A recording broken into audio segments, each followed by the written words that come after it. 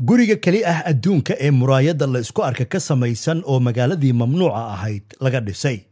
dalxiiskii ayaa cirka isku shareeray, gaal iyo muslim kasta oo tamashle u jeel qaba ayaa ubbada u soo biyeystay. hoteello kuwa raaxada ah iyo maqaaxiyo indhuhu ku daraandarayaan ayaa laga furay. swimming pools lagu dabaalanayo ayaa laga hirgeliyey. buurihii u ekaa dhagax la qoray oo albaaba yaryar loo sameeyey, kuwaasi oo aan guryo ka dhicin. hoteello la degan yahay oo dhexdooda wax kasta laga heli karo, laakiin u eg basaska dadka rakaabka ahi raacaan ayaa qofkii doonaa kiraysan karaa. waa baabuur hotelisa oo Maraykanka laga keenay. cunto nooc kasta iyo cabitaano kala duwan oo ashqaraar leh ayaa la soo dhoobay. waxaa lagu dubanayaa kalluun oo waa la gariilaynayaa iyadoo aan wax saliid ah lagu taaban ama dab toos ah lagu solay. dhulkii waa la nooleeyey oo waxaa laga dhigay meel loo soo hiloobo, laakiin meeshu waa halkee? waa degmadii Al-Ula oo nabigeenna Muxamed nabadgelyo naxariiso korkiisa ha ahaatee dadka u sheegay in ay dhinac maraan oo aanay degin amaba booqan.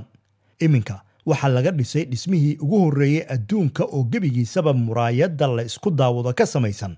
kaaga sii darane magaciisa ayaaba dhismahan ah Maraaya.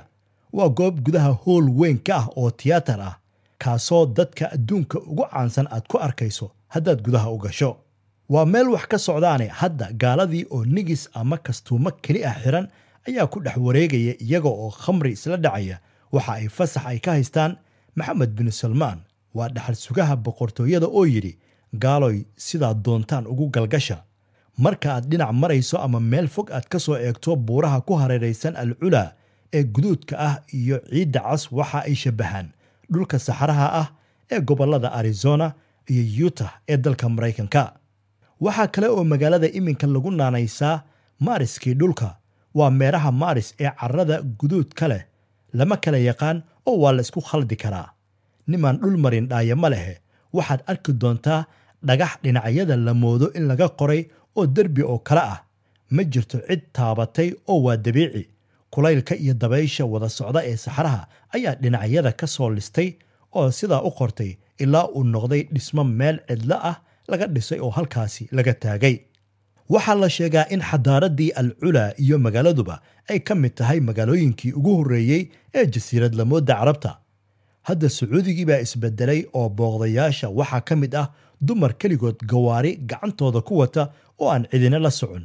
masaafada ay magaaladani u jirto Madiina waxaa lagu qiyaasaa 380 ilaa 400 oo kilomitir oo saxaro ah, adiga oo u kacaya dhinaca waqooyi galbeed. Al-Ula waxa ay ku fadhidaa oo ay bartanka u taallaa dooxada Cashara oo dhan 10,000 oo isku wareeg ah. buurihii dhaadheeraa ayay ka faa'iidaysteen kadibna u rogeen meel lagu dheelo ciyaaraha xarigga la iska soo lalmiyo laba buureed dhexdood. helicopteriska ayaa kuugu diyaara si ay kuula duusho oo dusha kaaga soo tusto dhagxaan ay qoreen quruumihii hore, kuwaasi oo loo ekeysiiyey maroodiyo iyo qaansaroobaad. dhagaxa weyn ee maroodiga shabaha hortiisa waxaa laga sameeyey maqaaxi habeenkii lagu casheeyo. nalal tiro badan ayaa hoosta lagaga daaray, taasi oo amminta habeennimo u ekaysiinaysa maroodi run ah oo meesha taagan. buraha sida ashqaraarka leh u googo'an ee casaanka ah waxaa dhexdooda ka muuqda wax u muuqaal eg albaab laga galayo, taasi oo buurtiiba u ekaysiisay guryo la degan yahay. marmarna waxa aad moodi doontaa dundumooyinkii aboor ku dhisi jiray. ganacsigii hore ayaa laga bilaabay oo gabdho reer Sacuudi ah ayaa ku dhex iibiya dermooyin ama saliyo ay gacantooda ay ku falkiyeen, boorsooyinka garabka ee gabdhuhu ay qaataan iyo agab kale oo hiddo iyo dhaqan ah. ajaanibta ayaa la doonayaa in lacag fara badan lagaga diirto. cuntada la cunayo haddii ay cimiladu ay u saamaxdo, dadku waxa ay jecel yihiin in ay xaaba ay shitaan oo digsi iyo kirli dhardhaartaan, halkaasna dhinacyada laga babbiyo ilaa uu ka soo dego shaah la yaabay oo dhaka jabiye ah, amaba burxabaal ama burdambaskii lagu yaqiinay reer miyiga Soomaalida. waa dad doonaya wax dabiici ah, umana baahna agabkii ay magaalada uga soo tageen.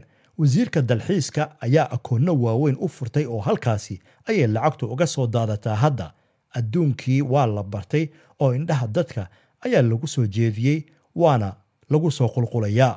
fanaaniin caan ka ah adduunka ayaa la soo qabtay si ay martida ay u madadaaliyaan.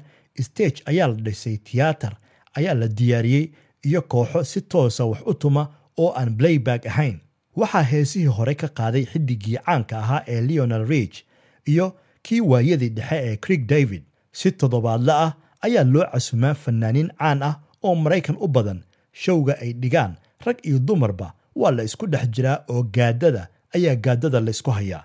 ku darso magaaladu waa Al-Cula, waa magaaladii habaarnayd ee lagu halakeeyey qoomkii Nebi Saalax ee Samuud. waana magaalo islaamku in ay booqdaan u nabigeenna Maxamed nabadgelyo iyo naxariiso korkiisa ha ahaatee ka mamnuucay. laakiin ninka hadda toobiyaha u haya Sacuudiga Maxamed bin Salmaan waxa uu taagan yahay xadiiskaas noo hakiya oo 2030 weli ma la gaaray. sheekadiisuna waxa ay ku soo ururtay sida filimkii Hindiga ahaa ee lacagay lacag. waad ku mahadsantihiin sida wanaagsan ee mar walba aad noola socotaan. Bulqaas Media ayaad nagala socotaan. fadlan haddii aad ku cusub tahay page-ka Bulqaas Media ha ilaawin inaad like iyo follow aadna soo tiraahdo.